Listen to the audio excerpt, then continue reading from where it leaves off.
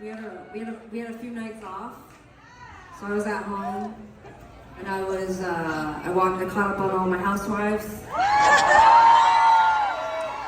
Don't judge me. It feels good. It feels good to watch that TV. At New York I'm currently watching New York. For me, in order of favorites, Potomac, New York, Beverly Hills, Salt Lake City. But Tegan has a lot more time on her hands because I have a child now. Yeah, so totally. Mine is just like this: New York, waiting for Banter to come back. Absolutely. I have a lot of time on my hands. My partner and I, we are, wait, hold on. We're dinks. Double income, no kids. But then I was saying that when someone pointed out we're actually not dinks, we're DINKWADs. Because we're double income, no kids with a dog.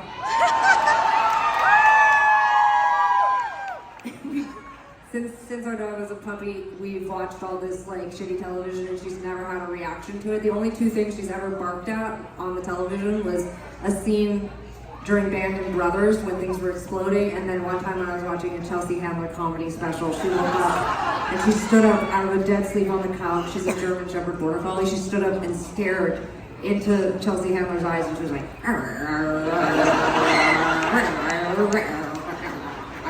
know that dog thing that they do? I was like, what's happening here, dude? She also one time barked at a lady in the park with no shirt on. So she's not gay, but that's fine. Speaking of gays, I'm gonna just take 2 minutes of your time to start by saying how excited I am that I'm gay. And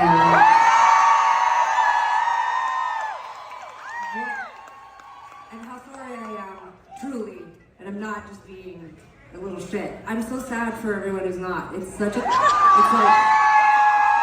can't even tell you. I mean, I hope you feel this way in your straight relationship, but I would say waking up every day is like the first thing I think about is coffee, and then the second thing I think is like, oh my god, I'm gay. It's so good. It's not a bit. It's like, I love how weird and different and unique and strange and exciting it is to be just a little bit different, you know? Like, it just has always felt really good. And also, it's just so wonderful to get to be with a woman. I just can't. It's just so good. But when we were young, there were just like so few people that we could look up to. There were so few examples.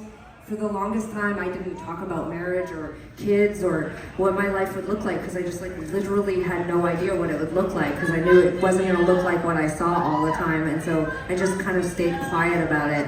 And I just feel like we're living in this amazing time with so many cool, amazing, positive, like films and books and TV shows and bands and politicians and just public people and sports, soccer players and just things. And it's just like, oh my god, it's so great.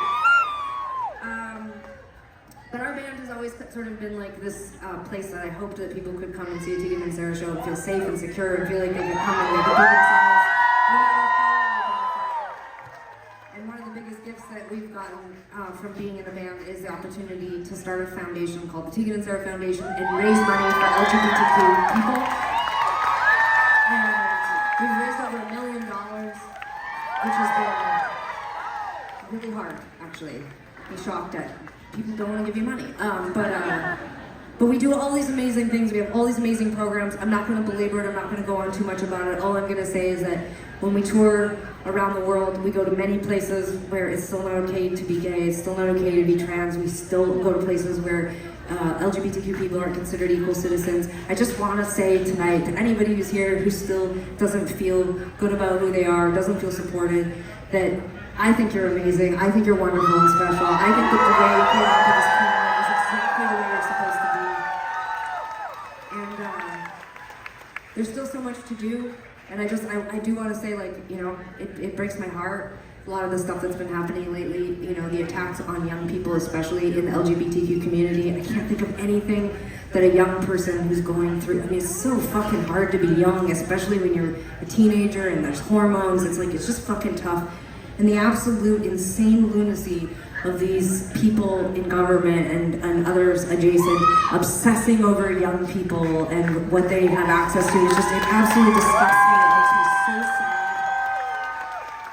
I think that positive representation, like we've been told now by a handful of educators that we have a graphic novel about our time in junior high. It's a really sweet book. It's been banned all over the South from schools, and it blows my mind because, my God, it would have made my life so much easier if I had seen even just one glimpse of myself in a book or on television show. So I want to shout out anybody who's here who might be struggling, that you're amongst your people, and Sarah and I are your people, and we love you very much. And so if you're interested in donating to the foundation, I'm going to give you a phone number you can text the word Crybaby to. So you'll text the number 99126. The word is Crybaby, 99126, Crybaby. If you enter tonight, you could get a t-shirt, a signed Setlist from a prize draw that we'll do at the end of the night, but also you'll be entered into a contest to win one of our guitars from tonight, $1,000 shopping spree from this amazing queer company called Wildfang. I'm not crying, I just almost choked. Anyway, I really appreciate you listening, and I just also want to just say that even if you don't have extra cash laying around, I totally understand. There's so many other amazing things that you can donate to. There's so many needy organizations that need your money, so I just hope you'll give to somebody, and just know that every single person who came to this show already donated to the foundation, because we give a portion of every single ticket to the foundation. So you've already donated, so thank you. Anyway, I just wanted to say that.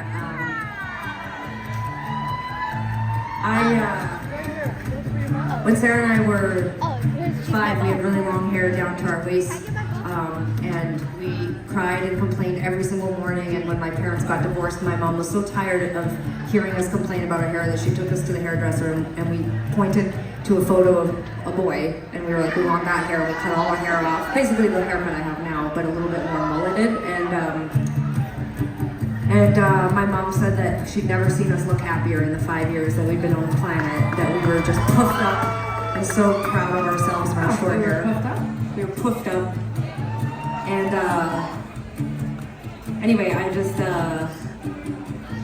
just feel so grateful to get to stand on the stage and do my job and get to play music and get to be weird and different. So thanks for making